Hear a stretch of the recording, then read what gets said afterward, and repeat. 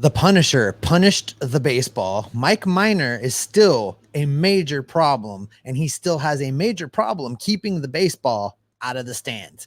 And we discuss who will be the next member of the Reds Hall of Fame. We've got all that and more on today's Locked On Reds. Let's go. You are Locked On Reds, your daily Cincinnati Reds podcast, part of the Locked On Podcast Network, your team every day. You are Locked On Reds with myself, Jeff Carr, and my co-host Stephen Offenbaker is back, and we've got a lot to get to. We are lifelong Cincinnati Reds fans who have turned an addiction into information for you. We are part of the Locked On Podcast Network, your team every day. Thanks for making us your first listen. We're free and available on all platforms. On today's podcast, I get Steve's take on who should be in the Reds Hall of Fame this season. We look at another start for Mike Minor, and it was not a good one. But we've got to start off first with Aristides Aquino because, Steve, like it or not, he's been playing really well here recently, and I know that we have mentioned it's time to move on. It's time to stop giving him as much playing time as the Reds have given him. But it seems to have paid off. Is Aristides Aquino back? Well, clearly he was listening because you and I both took some hot takes on what should happen with Aristides Aquino in his baseball career. And since then, he has become a different hitter. And we're going to get into why that is, Jeff. But let me throw some numbers at you because he's sneakily, surprisingly, been very good over the last couple of weeks. Let's talk about his last 15 games. Slash line alone, last 15 games, Jeff, he's hitting 288, 339, 596. That's with 4 home runs, 12 RBIs, and for good measure, 4 walks during that time period. It's nice to see the 4 walks. At least he's got as many walks. I had to include them because they don't happen very often. I mean, I felt like I should make mention of it. Well, and man, as a former Aquino stan, homer, whatever you want to say, I've seen the light. I've seen, the objectivity of the matter and where he fell over the last couple of years, and it just kind of seemed like nothing was happening. And then all of a sudden, here recently, he's been on a resurgence. And kind of as we've kind of been looking at this, his wins above replacement, according to Fangraphs, in 2019, the year that we all remember being good Aquino, it was 1.2.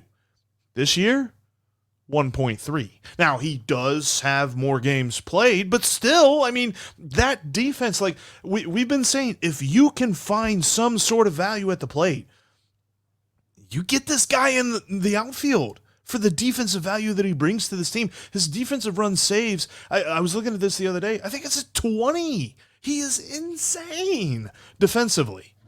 And he's having his best offensive season of his career. I mean, take that for whatever you want to take that for. But listen, here's what I think the real answer is, Jeff. And I don't think it has anything to do with me and you, although we would both like to think that it actually does. I wonder if Eric Davis and Barry Larkin both calling him out publicly on the broadcast had an impact, because since that time, he has been working with Alan Zinter. He has been changing his approach. He's been listening to what it is that the successful hitters and the coaches paid to teach hitting have been telling him. And suddenly, miraculously, oh my gosh, he's hitting the baseball. And it makes me wonder if really he was a little bit embarrassed by what was said about him on the Reds television broadcast by 2 Reds legends.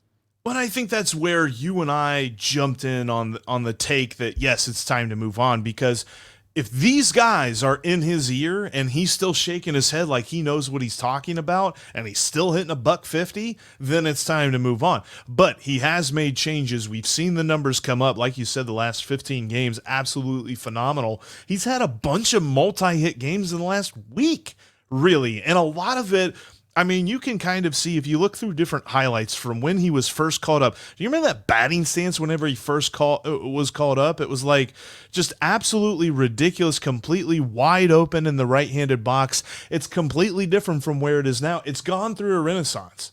And supposedly so has he, because as David Bell said last night after the game, there's been lots of changes for Aristides Aquino.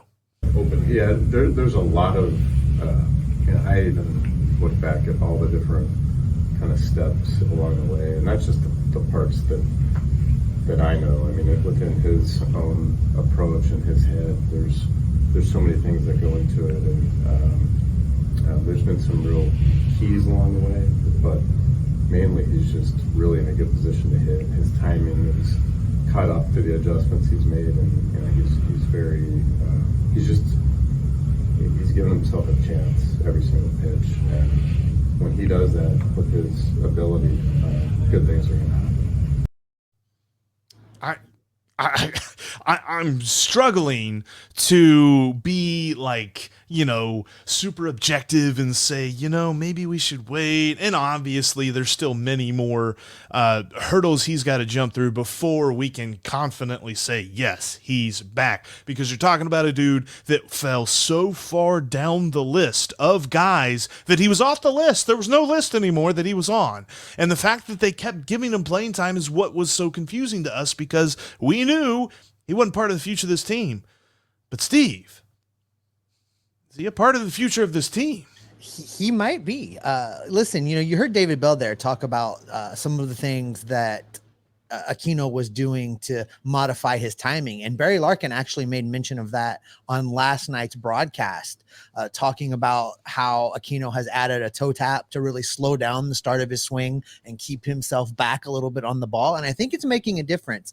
The biggest problem that we've identified, that everybody has identified, including every opposing pitcher, that Aristides Aquino has, is his inability to go get that breaking pitch low and away. And if he has finally figured out how to stay back and see that pitch and not hack at it, he could be a whole different guy. So this is where it leads us, Jeff. This is the big takeaway for Aristides Aquino now and how it pertains to his future. If Aristides Aquino finishes this season continuing to hit the way that he is right now, it will be worth giving him a chance next spring to show that he still belongs. Nothing he does right now should earn him anything other than an opportunity to show that he belongs moving forward. This is a lost season and a wonky time. I'm not really putting a lot of stock in anything that happens for the rest of September, but he has a chance here, Jeff. And I hope, because he's a great guy, I hope that he takes advantage of it. And that's a good point. And that's a great point. I agree with you. I agree with you. So, as much fun as it is to talk about a hitter actually hitting, we do have to delve into the realm of this rotation that was supposed to be the end all of good things to talk about this year, and now it's terrible. But listen, Mike Minor has only made minor progress since he was added to this rotation, Jeff, and it's really led to major problems. You see what I did there? Minor, major. We'll explain why you can bet that Mike Minor's days as a member of the Cincinnati Reds are numbered. And if you want to learn more about some safe bets, you can head over to betonline.net right now. BetOnline.net is the fastest and easiest way to check in on all your betting needs. You can find all your favorite sports and events at the #1 online source for the odds, lines, and games. You can find reviews and news from every major league. That includes Major League Baseball, the NFL, which is now in full swing. Sorry about the Bengals this week. They've got the NBA. They've got the NHL. They've got combat sports. They've got esports. They have even got golf. There is something for everyone at betonline.net. BetOnline continues to be the top online resource for all of your sports wagering information. From live in-game betting, scores, and podcasts, they have definitely got you covered. Head to betonline.net today, or you can use your mobile device or your computer at home to find out the action as it is happening. BetOnline.net. It's where the game starts. All right, coming up tomorrow, Jeff and I will break down the double header that is going to be occurring with the Pittsburgh Pirates. It's going to definitely be a lot of action to talk about. At least 18 innings of baseball. I think, Jeff, you're going to be in the ballpark for at least a portion of the 18 innings of baseball tomorrow. So we'll get some firsthand perspective I'll be there in the evening, Steve, as we've got Raynel, I believe it's Raynel Espinal is going to make his Reds debut. He actually does have a couple of innings a couple of years ago. But yes, it's going to be a long day at the ballpark for both the Reds and the Pirates, and I'm pretty sure both of them hope that both games stay within the 9-inning realm.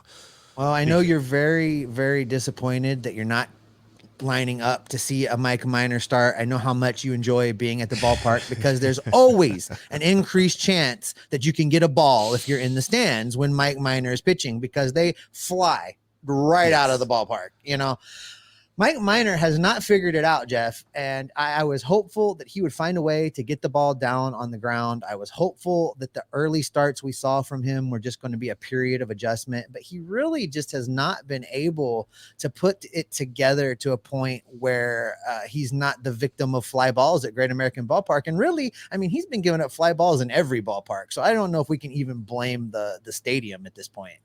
Yeah, and it's very strange to see because I know that early on in his career, he was a sinker ball pitcher. He barely throws a sinker ball anymore. In fact, he relies more on a four-seamer that kind of has a bit of a cut action to it. He even calls it a cutter because in the post-game interview that he did with the press, he was talking about how his cutter was playing more like a slider yesterday. So where it was supposed to kind of break horizontally and maybe even a little bit up vertically, it was breaking down. And he tries to hit the cutter at the top of the zone. So with that, it was breaking right down into each hitter's wheelhouse. And that just turned into mayhem as this Pirates lineup that is absolutely full of big boppers and all-stars and just the kind of numbers that everybody absolutely... Oh, okay, I can't. You've been spending too much time with Ethan. No. They're not good at all, but Mike Minor has made them look good in the couple of times that he's pitched against them. And yet again, last night, they absolutely just destroyed Mike Minor. You know, even a bad major league hitter has still gone through the process and played their way through the minor leagues. And if you give them the opportunity to run into one, they will.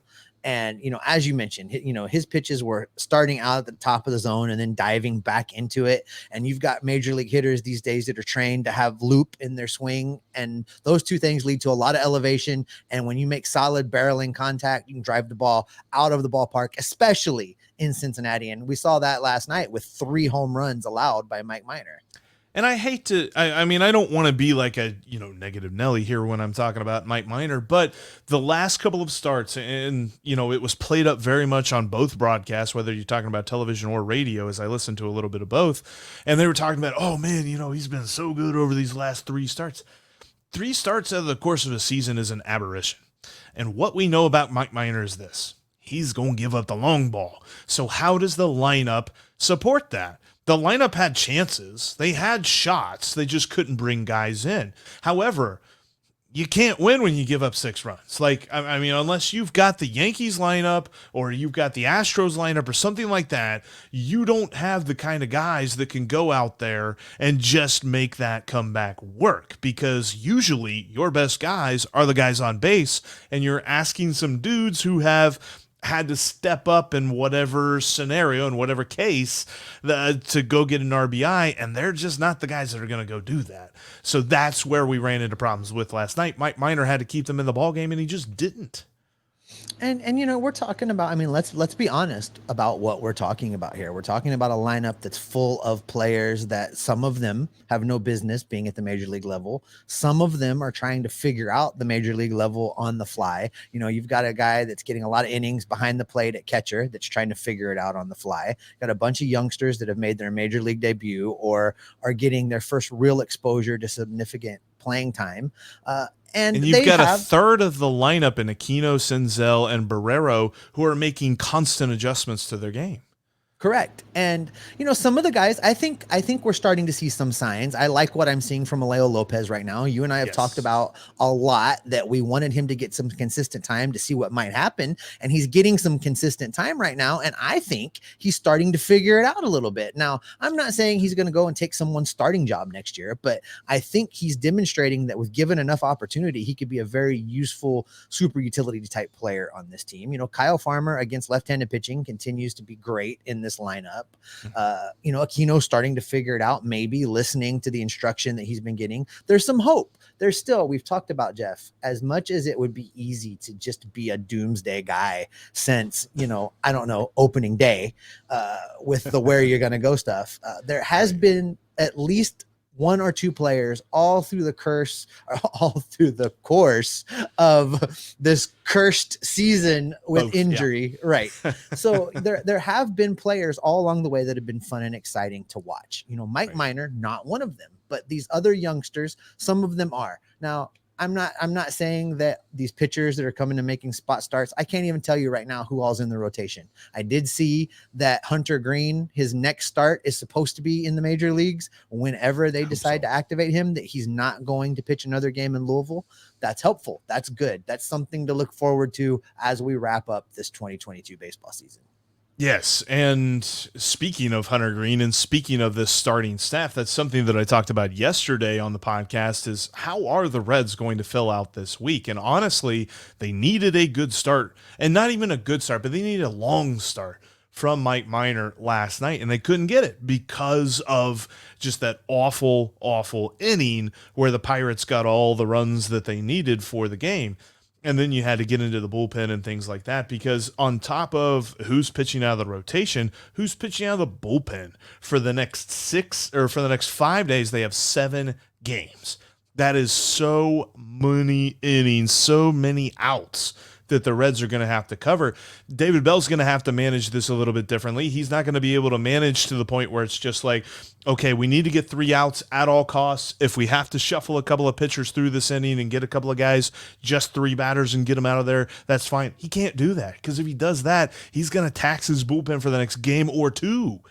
And we already saw them get taxed over the weekend. So it's just like, there's so much going on, and I really needed to see Mike Minor go more than he did on Monday night. Oh, I agree. What's the over under on number of position players that are going to pitch over the next 4 or 5 days, Jeff? I'm going to be optimistic and say that the over under is 0.5, but I'd probably still. I think we're going to get at least 2. I'm saying 2 position players pitching over the next 5 days.